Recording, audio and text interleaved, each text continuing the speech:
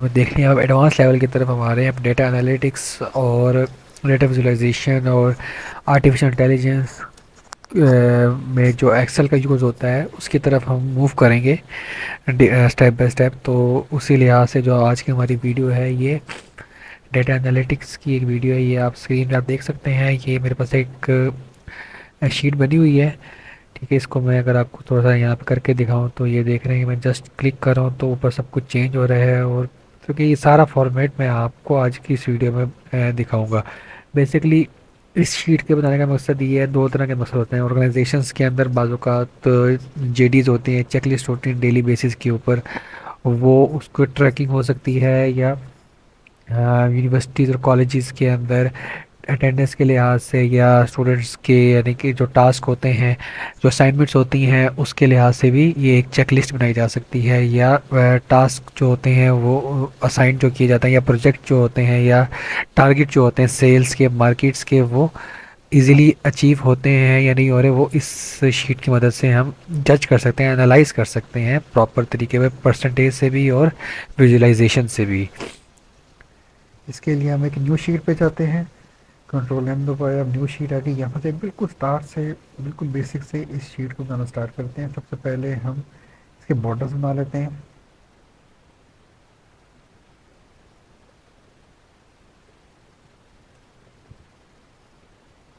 को मैंने बॉर्डर बना लिया है और इसी को मैं फिल कर लेता हूँ इसके साथ। तो ये मेरे पास सबसे पहले बॉर्डर बन गया है। इसके बाद मैं चार्ट्स डालूंगा। यहाँ पर मैं लिख देता हूँ टास्क टू डू। हेडिंग हो जाएगी किस्म की। यहाँ पर लिख लेता हूँ, पहले इसको मर्ज कर लेता हूँ, स्टेटस। और इसको इतना मर्ज कर लेता हूँ। यहाँ लिख लेता हूँ डन, यानी कि इस वाले वाले पोर्शन में नीचे जितना भी होगा वो हमारा स्टेटस आ रहा होगा चीज़ों का। और इस वाले में कितने परसेंट काम हो चुका है या कितना हो चुका, कुछ भी हम लिख सकते हैं यहाँ पर हेडिंग्स के लिहाज से। इसको मैं ज़रा कलरिंग दे देता हूँ। इस वाले को मैं कलर दे देता हूँ। पहले इस सारे वाले को मर्ज कर लेता हूँ।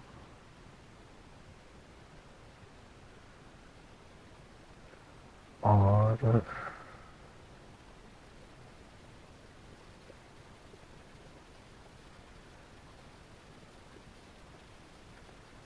हमने कोशिश करनी थी कलरिंग ज़्यादा से ज़्यादा यूज़ की जाए ताकि चीज़ें हाईलाइटेड और सेग्रीगेटेड रहें।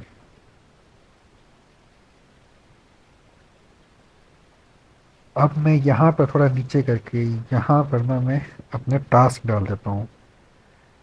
1 2 3, इसको मैं ड्रैग कर लेता हूँ। फॉर एग्ज़ाम्पल मेरे 10 टास्क हैं, मेरे या कोई भी हो जाए।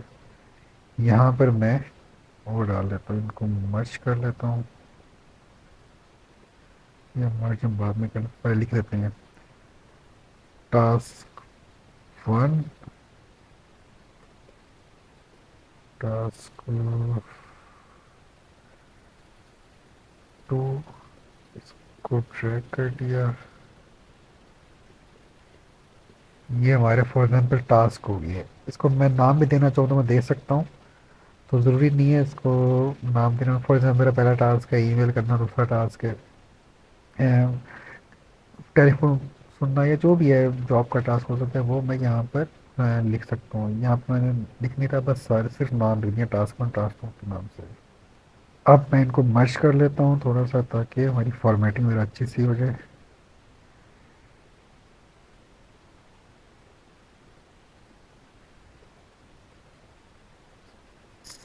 ये मैंने मर्ज कर ली है। अब मैं यहाँ पर फर्दर इसकी हेडिंग दे देता हूँ, मर्ज करके एस आर नंबर।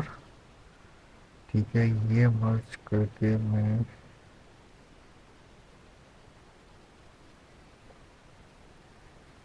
एक्टिविटीज़ का नाम लिख लेता हूँ। या हाँ ठीक है, एक्टिविटीज़।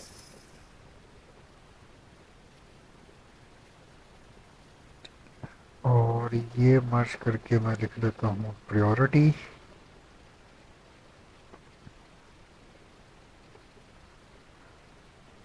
और ये मर्ज करके मैं लिख लेता हूँ चेक।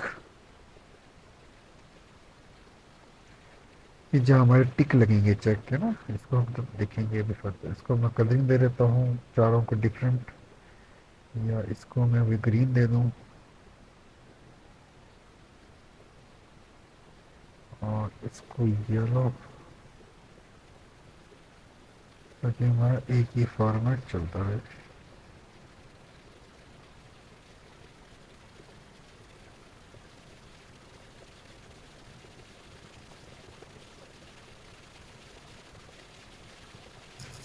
अब हम यहाँ पर बहुत ही इम्पोर्टेंट चीज़ करेंगे, और वो ये है कि चार्ट डालेंगे मैनुअली। ठीक है, तो मैनुअली डालने के लिए हम जिन सेल्स पे हमें चार्ट डालना है वो सेल्स हम सेलेक्ट कर लेंगे पहले। फॉर एग्जांपल मैंने इन सेल पे यहाँ तक चार्ट डालना है, तो वो सिलेक्ट कर लिया। अब सेलेक्ट करने के बाद फिर मैं यहाँ पर इंसर्ट में जाऊँगा। इंसर्ट में जाके रिकमेंडेड चार्ट में जाऊँगा।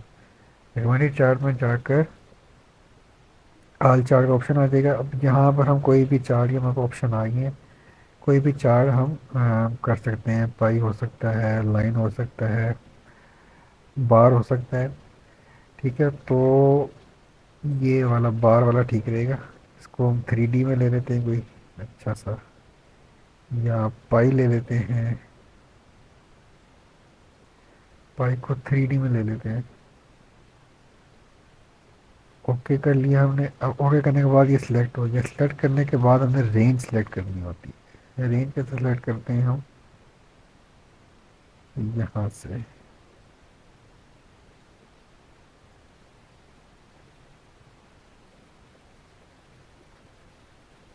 बल्कि इसमें रेंज सेलेक्ट नहीं होगी, इसलिए हम चार्ट जो है ना वो पाई नहीं, दूसरा सेलेक्ट करते हैं। उसके लिए दोबारा आते हैं, हम यहाँ से बार वाला ही ले लेते हैं। इसको ओके कर लिया। अब हमारे पास यहाँ पर हम इसकी रेंज कर लेंगे वैल्यूज़। ये देखिए यहाँ पर सिलेक्ट हो रहा है। सेलेक्ट करने के बाद ओके कर लिया। ये कर लिया हमने, इस फर्नीचर को सिलेक्ट कर लिया। उसके बाद फिर हम उसके बाद यहाँ पर आएंगे, और यहाँ पर आके ये वाला, ये जो एडिट वाला ऑप्शन है यहाँ पर आके हम रेंज सेलेक्ट करेंगे, ये शीट वाला। ओके करेंगे। ओके करने के बाद हम ये यहाँ पर सारा कर लिया, इसको एंटर कर लिया, और ये हमारी पर रेंज सेलेक्ट हो गई है। ये इसको दोबारा देख लेते हैं। हमने ये सारा किया यहाँ पर सेलेक्ट कर लिया, क्योंकि हमें यहाँ पर चेक में चाहिए ना डेटा, जहाँ बनाएंगे तो उसका रिजल्ट आएगा।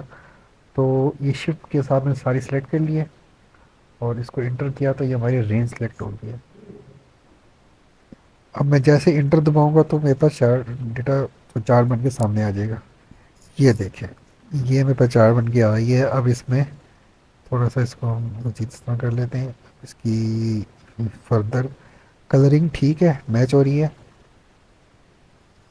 ये हमारे पास चार्ट बन के सामने आई है। अब हम अगला स्टेप करते हैं। अब मैं यहाँ पर ना ड्रॉप डाउन का एक वो डालूंगा, वैलिडेशन, डेटा वैलिडेशन का कंसेप्ट यूज़ करेंगे यहाँ पर हम।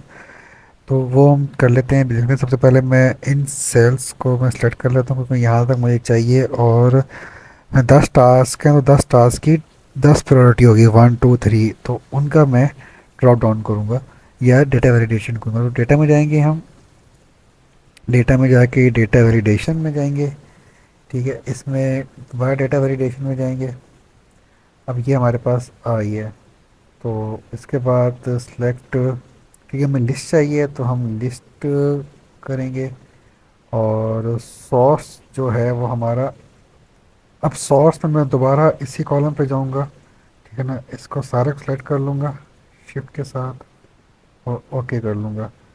अब मैं यहाँ पर 1 2 3 4 5 6 7 8 9 10।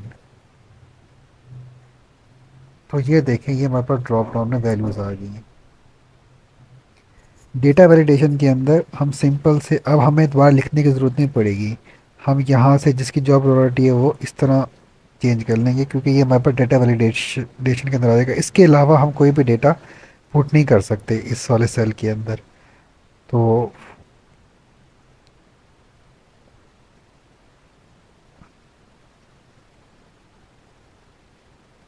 इस तरह हम किसी भी उसकी डेटा वैलिडेशन की मदद से अपनी प्रायोरिटीज़ को सेट करते हैं।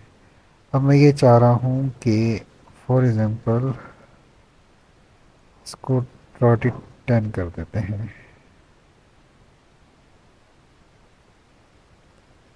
तो इस तरह हमारे पास ये डेटा वैलिडेशन में आ जाएगा। अब यहाँ पर हम चेक बॉक्स डालेंगे। तो चेक बॉक्स डालने के लिए सिंपल सा ये तरीका है कि हमारे पास यहाँ पर जो अपडेटेड एक्सेल होते हैं वहाँ पे डेवलपर का ऑप्शन होता है, तो यहाँ पर नहीं है। तो इसके लिए हम इसको यहाँ पर ला लेते हैं। किसी भी एक्सेल में ये ऑप्शन होता है। हम यहाँ पे इस वाले पोर्शन में जाकर राइट क्लिक करेंगे। ठीक है, कस्टमाइज द रिबन, क्योंकि ऊपर वाले इस पोर्शन रिबन कहते हैं, तो इसमें कस्टमाइज द रिबन पे जाएंगे। ठीक है, तो ये हमारे पास कस्टमाइज द रिबन आ गया। अब ये राइट साइड पे जो है डेवलपर का ऑप्शन आ रहा है, इसको टिक कर लेंगे। ठीक है, और ओके कर देंगे। अब ये देखें, ये हमारे पास डेवलपर का एक और टैब आई है। तो इस पर हम सेलेक्ट करेंगे। अब यहाँ पर सेलेक्ट करने के लिए अब हम फर्दर चेक बॉक्स को यहाँ से लेकर आएंगे, और वो यहाँ पर जो यहाँ का डेवलपर वाले टैब का जो इंसर्ट है, ये वाला इंसर्ट नहीं, डेवलपर वाला जो हमने अभी ऐड किया है, इसके इंसर्ट में जाएंगे। यहाँ पर ये चेक बॉक्स आ रहा है। ठीक है, इसको लेके यहाँ पर हम ऐड कर देंगे। ठीक है, तो इस तरह ये चेक बॉक्स हमारे पास आ जाएगा। इसको हम दोबारा देख लेते हैं। हम डेवलपर में जाएंगे, इंसर्ट में जाएंगे, इंसर्ट में जाके ये चेक बॉक्स को हम सेलेक्ट कर लेंगे, और यहाँ पर ठीक है ना, यहाँ पे एंटर कर लेंगे, और चेक बॉक्स 4 के नाम से या जिस तरह का भी नाम आ रहा है इसको हम ख़त्म कर देंगे। ठीक है, और इसको थोड़ा सा ये इसके बराबर कर देंगे। इसका साइज़ भी बड़ा करना चाहें वो भी कर सकते हैं हम। तो ये इसके यहाँ पर बराबर कर लिया है 9 के। ठीक है, अब मैं यहाँ पर इसको इस तरह ये चेक बॉक्स हमारा हो गया। इसी को कॉपी कर लेंगे सारे को। ठीक है,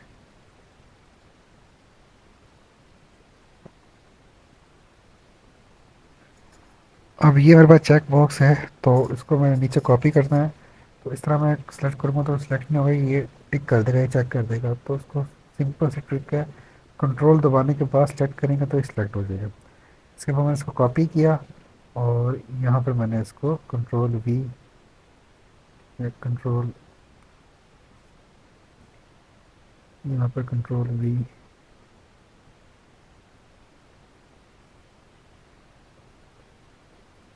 ठीक है, इस तरह ये सारे कंट्रोल वी करके हम कर सकते हैं।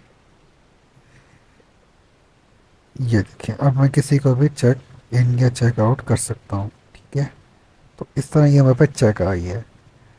हम प्रायोरिटी के ये टास्क हुआ है या ये टास्क नहीं हुआ, जो टास्क होगा वो हो गया। यहाँ पर ड्रॉप डाउन भी आ गया हमारे पास, इसको भी हम चेंज कर सकते हैं कुछ भी प्रायोरिटी वाइज जो है। तो इस तरह हमारे पास ये चेक भी आ गया। तो इस तरह हम जो अपने टास्क हैं वो हम उनकी चेकलिस्ट बना सकते हैं। इसके अलावा और भी बहुत सारे यानी कि चीज़ें होती हैं जिनकी हम चेकलिस्ट बना सकते हैं, अटेंडेंस में भी और डेली जॉब डिस्क्रिप्शन पे भी, और बहुत सारे इस तरह के जो पॉइंट्स होते हैं। सेल्स टारगेट हो गया, मार्केटिंग टारगेट्स हो गए, तो उसकी हम चेकलिस्ट इस तरह बना सकते हैं।